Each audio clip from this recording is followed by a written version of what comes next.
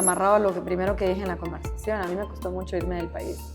Fue una decisión tal vez fría en el sentido de que neurociencia no existía acá y iba examinando mi pasión, eso es lo que más me gustaba, entonces por eso me decidí ir. Pero yo sí había aplicado a la Escuela de Medicina en Guatemala y sí consideré quedarme. Y la verdad yo le tengo mucho amor a mi país, en general en mi familia le tenemos mucho amor al país y orgullo guatemalteco y siempre he sentido un sentido de responsabilidad de aportar por ser guatemalteca. Entonces es un tema complicado, ¿no? Porque te vas, entonces ¿cómo manejas seguir aportando cuando estás lejos? Correcto. Y ese ha sido un tema para mí en la última década, porque llevo ya estudiando 10 años. Y yo, el momento que me fui, empecé, pues estaba en neurociencia y estaba en un laboratorio, y otro mundo, ¿verdad? No amarrado con Guatemala. Entonces yo empecé a escribirle, o sea, busqué en el sitio web de mi universidad qué profesores trabajaban en Guatemala, de mi universidad, de Duke. Y le escribí a todos para entender qué hacían. Y tuve la suerte de conocer a uno que se llama el doctor David Boyd. Él hace lo que se llama en Estados Unidos salud global, que realmente viene a ser salud pública para nosotros. Sí. Y él fue el que me empezó a introducir a otro tipo de investigación, porque la investigación que yo hice en Duke por 4 años era de laboratorio. Yo trabajaba con máquinas, pacientes, ensayos clínicos, o sea, bastante como alejado de la vida cotidiana de la gente. Y la salud pública es mucho más allegada a la vida de la gente. Y las investigaciones que se hacen en salud pública es cosas que son ya aplicables, no de laboratorio, sino que tú pruebas una iniciativa y si funciona, por ejemplo, en desnutrición crónica, que fue lo primero que yo vi con mi profesor, hacíamos estudios para entender cuáles eran las causas subyacentes que afectaban la desnutrición crónica y también cuál era el impacto de la desnutrición crónica en el desarrollo cognitivo de los niños. Y en la misma investigación se probaban varias implementaciones. Entonces, medir, por ejemplo, lactancia materna exclusiva con alimentación complementaria, que haces un programa donde tú le enseñas a mamás esto, impartes clases, pero mides la eficacia de ese programa. Entonces, cuando digo que es muy práctico, es que salud pública realmente ya estás dando un beneficio, porque estás dándole clases a alguien y ya estás ayudando a que se mejore la salud de esta madre y de su hijo, pero al mismo tiempo estás investigando que también funcione esa intervención. Entonces, muy diferente a la investigación que yo hice por 4 años en Duke, que era en laboratorio. Y es este profesor con el que empecé yo a trabajar en Guatemala desde que me fui de la universidad, en mi primer verano, que fue en el 2000, yo me fui a estudiar en 2013 y entre junio a agosto del 2014 regresé al país con mi profesor y empecé a aprender de él estas técnicas de investigación en salud pública. Y así es como empiezo yo y puedo profundizar más, pero así es como empiezo yo a ver cómo puedo regresar de lo aprendido afuera a mi país. Bueno, pero ya lo está aplicando. Ah, sí, esto fue en 2014. Digamos, ¿cuál es su gran tesoro de las cosas que usted dice? Bueno, este es como, pues, no mi legado porque le falta mucho a usted, pero sí, definitivamente. ¿qué es de las cosas que ya estoy empezando a dejarle al país? Pues, habla de la visita de su profesor. ¿Y esto se consolidó en qué? O sea, ¿hay algún programa? ¿En qué termina? ¿O qué es lo que más le gusta de lo que ha devuelto usted a Guatemala estando afuera? Si quiere le cuento cómo inició y luego le cuento lo que más me enorgullece. Entonces, cuando vine con mi profesor, aprendí lo que es la desnutrición crónica y la investigación que él estaba haciendo, y con él empezamos a recaudar fondos para implementar los resultados de la investigación. Cuando nosotros recibimos esos fondos para hacer la primera implementación, hubo un requisito de que se necesitaba una fundación guatemalteca para ejecutarlo.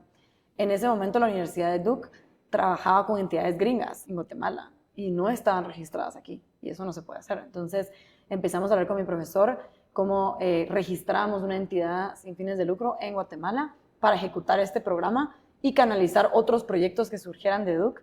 Y la verdad, el espíritu original de ese ejercicio era que no se queden las cosas solo allá afuera, porque hay muchísima investigación de universidades top en Estados Unidos y honestamente en todo el mundo, de Guatemala, que no se queda en Guatemala y que los guatemaltecos no escuchamos. Entonces, la premisa original era cómo logramos a través de esta fundación que tenga una junta directiva de guatemaltecos y que a través de esta fundación se vincule con universidades que están en Estados Unidos, que están haciendo investigación en Guatemala, y vincularlos ya sea con otros investigadores guatemaltecos, con estudiantes que están en esa carrera, que puedan ser partícipes de esa investigación, y de esa forma empezar a cultivar un ecosistema de intercambio, donde ya se queden los resultados aquí. Ese fue el espíritu original.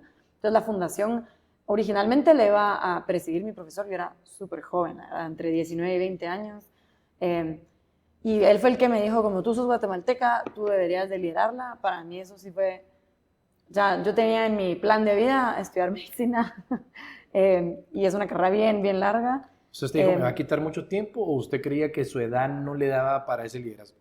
Sí, es buena pregunta. Yo creo que al principio mi primera reacción fue, soy muy joven para liderar una fundación.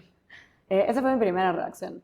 Tal vez la segunda reacción es cómo voy a balancear todo esto, pero al principio fue mi edad y hablando con profesores, con mi familia, fueron bastante alentadores y el mensaje que me dieron fue, independiente de la edad, lo que importa aquí es el esfuerzo, porque crear una fundación requiere un montón de trabajo, es bastante largo el proceso de registrar una fundación en Guatemala y de empezar los trámites, entonces alguien los tiene que hacer. Ahora, ¿cómo te asesoras para definir la visión de esta fundación? ¿Cómo van a ser los proyectos? Te puedes rodear de gente con una trayectoria más amplia, de más años. Entonces, creo que con ese balance fue que me atreví a co-crear esto con mi profesor y la verdad es que recibí muchísimo apoyo. Bueno, en toda mi vida, ¿no? Nada se crea solo. Claro. Entonces, esto es lo que yo diría que empezó el tema de la fundación y que paró siendo tal vez la forma en la cual yo he podido canalizar muchos de los esfuerzos de afuera o todo lo que yo he aprendido afuera y me voy profesionalizando yo, también ha logrado subir la calidad de proyectos que podemos hacer en la fundación y de esa forma me he mantenido muy conectada con Guatemala y eso ha significado que hay años donde me vine a vivir todo un año entre Duke y Stanford, hay años donde vengo cada mes, hay años donde he venido 4 veces al año, varía un montón por año y depende de mis responsabilidades del otro lado, pero vengo muchísimo y cuando vengo es a trabajar. ¿Qué es lo que la enorgullece más? Entonces, tal vez lo que me orgullece más es el proyecto Alma, que tal vez es de los que más ha sonado en redes. Me orgullece por varias razones. Y diría que la primera es porque reunió a un grupo de personas muy pilas que admiro mucho. El proyecto ya lleva desde el 2020, son 5 años. He podido, a través de este proyecto, conocer a muchos guatemaltecos comprometidos con el país. Y eso es difícil, conocer de forma social, ¿verdad?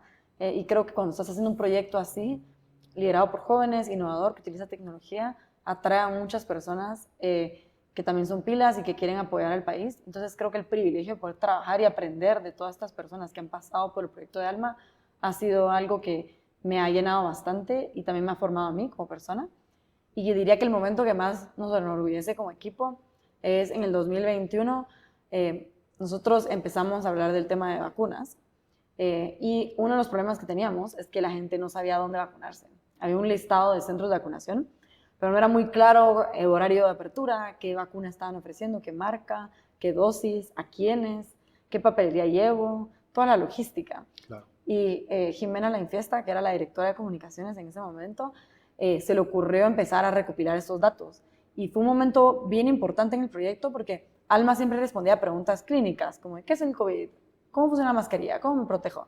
Pero en el momento de las vacunas pasamos de solo respuestas clínicas sobre cómo funciona la vacuna, etcétera, a temas logísticos, de cómo me vacuno y a dónde llego. Y fuimos de tener 100,000 personas que usaron Alma en el 2020 a 1 millón en 2021.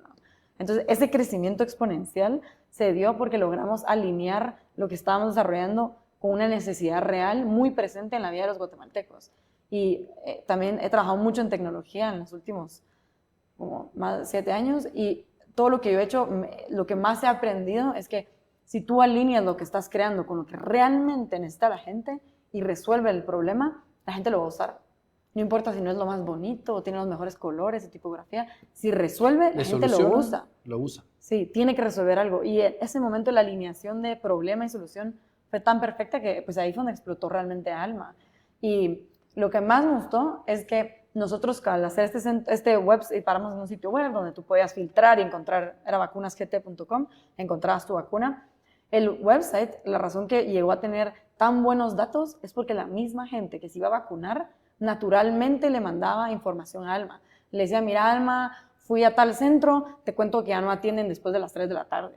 O mira Alma, fui y yo sé que en teoría iban a dar AstraZeneca, pero no tienen AstraZeneca hoy, solo están poniendo Moderna, por ejemplo. Entonces la misma gente, nosotros no le dijimos esto a nadie, no hicimos campaña de comunicación, 0 quetzales invertidos, la gente solita, porque sabían que existía Alma y Alma informaba de estos temas, le empezaron a contar su experiencia. Y logramos llegar a tener a un nivel de detalle que hasta para centros les podíamos decir si había fila o si había espacio en el parqueo. O sea, íbamos a tener ese nivel de detalle porque los guatemaltecos tenemos en nosotros, eso es una, yo creo que una característica de Chapín. Solidaridad, ¿verdad? O sea, Recuérdense de seguirme en todas las redes sociales del podcast El Confesionario con Veneno, además las personales, donde podrán ver clips, hay cortos y obviamente la entrevista principal en donde usted se va a volver más inteligente, eso no hay duda.